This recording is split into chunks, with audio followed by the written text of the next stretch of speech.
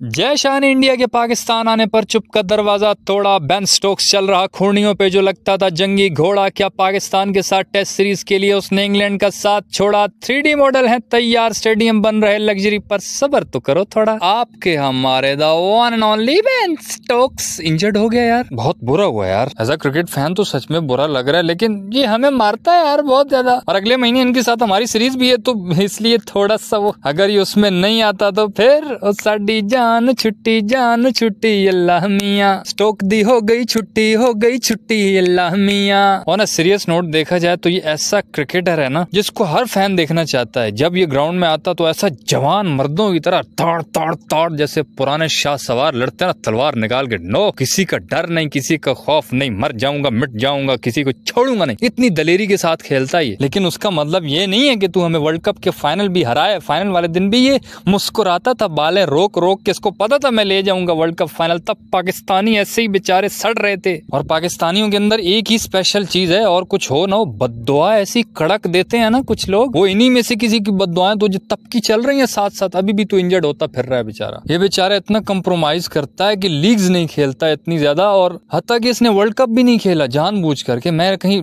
Injured ना हो जाऊं, मुझे टेस्ट में अपना नाम रोशन करना है, दुनिया का बहुत बड़ा कैप्टन बनना है। अभी श्रीलंका के साथ इनकी टेस्ट सीरीज आ रही थी, उसने सोचा कि मैं चलो ये जो छोटी मोटी लीग चल रही है उसमें थोड़े हाथ बाजू खोल के आता हूँ, थोड़ी टांगे खोल के आता हूँ। वो बेचारा गया, सारी टांग ही खुल गई। वो खूंडियों पे आ गया, छड़ियां लेके घूम रहा है। इसको देख के वो याद आ गया, मैं हॉकी का बहुत बड़ा प्लेयर था। एक दिन उदय भाई को मेरी किसी बात पे गुस्सा है, मेरी टांग तोड़ दी, लेकिन मेरा बहुत ख्याल रखते हैं, दिल के बहुत अच्छे हैं। ये इंग्लैंड क्रिकेट बोर्ड को भी ये कह रहा होगा बेचारा। ये साथ में दूसरी खबर ये है कि श्रीलंका सीरीज से तो ये बाहर हुआ है, लेकिन हो सकता है कि पाकिस्तान के साथ जो टेस्ट सीरीज है तब तक के लिए ठीक हो जाए।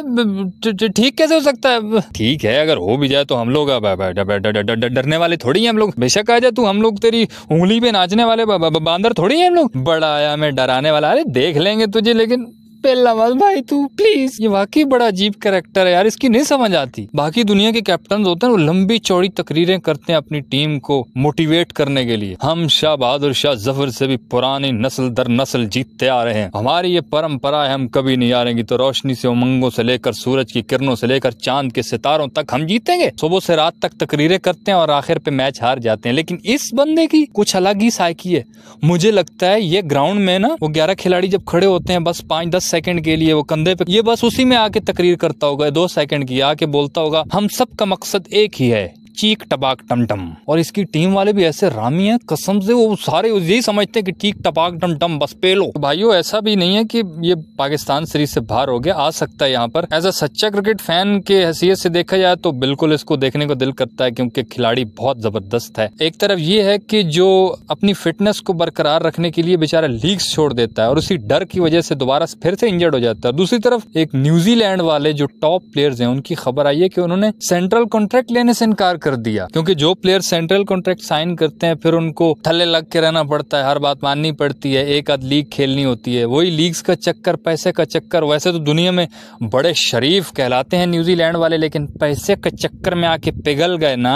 पहले उनके सिर्फ एक ट्रेंट बॉल्ट ने ये बदमाशी की थी, उसकी क्रिकेट बोर्ड ने मान ली, क्रिकेट बोर्ड भी उनका शरीफ होगा। तो अभी जो खबर आई है उनके जो सारे टॉप प्लेयर्स हैं सब उसके पीछे पीछे चल पड़े हैं, वो सबका ही काम खराब करेंगे। वो बोल्ट कहेगा मेरे पीछे बढ़ो तुसी, मेरा भी काम खराब कराओ, एक ही दफा फिर सब पे पाबंदी लग जाएगी। अच्छा यार, जय शाह की भी एक चैंपियंस ट्रॉफी के हवाले से स्टेटमेंट आई है, पता चला है क्या? बड़ी इंग्लिश में उसने स्ट्रॉन्ग स्टेटमेंट दी है। जर्नलिस्ट ने आगे पूछा, सर वो चैंपियंस ट्रॉफी के हवाले से कुछ बताएं ना प्लीज। जय शाह साहब ने बड़े डिसेंट तरीके से और बड़ा एजुकेटेड बन के उसका जवाब दिया, well no stand as of now, we will cross the bridge when it comes. क्या?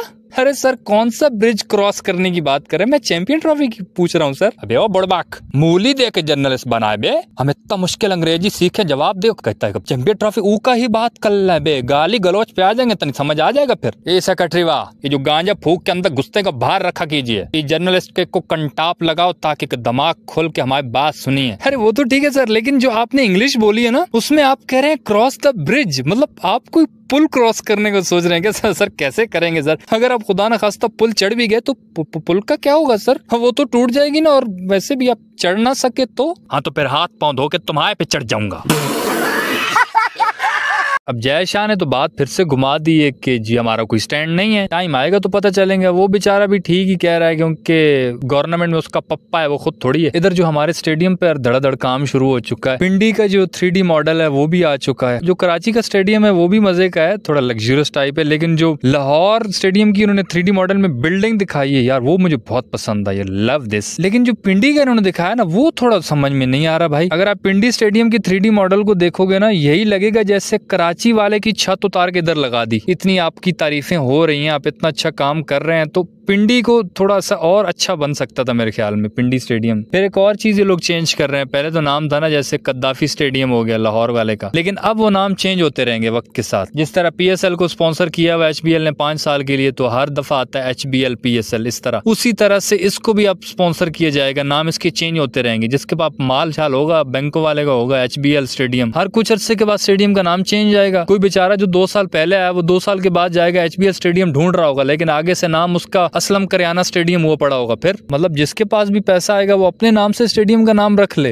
इस तरह किसी बार्बर वाले के पास पैसा आ गया तो दिल जले बार्बर स्टेडियम, फिर तो स्टेडियम की दीवारें भी स्पॉन्सर होने लग जाएंगी, क्योंकि जाहिर है स्पॉन्सरशिप के लिए कर रहे हैं ना ये लोग। स्टेडियम में आप ये सोच के एंटर होंगे कि आगे बाबर आजम घूम रहा है, बेन स्टोक्स घूम रहा है, जी मैक्सवेल घूम रहा होगा, लेकिन एंटर होते ही फ्रंट वाली दीवार पे वो लिखाई की होगी, ताकत बढ़ाने के लिए हमारे कैप्सूल चबाएं, नीचे बेसमेंट में आए।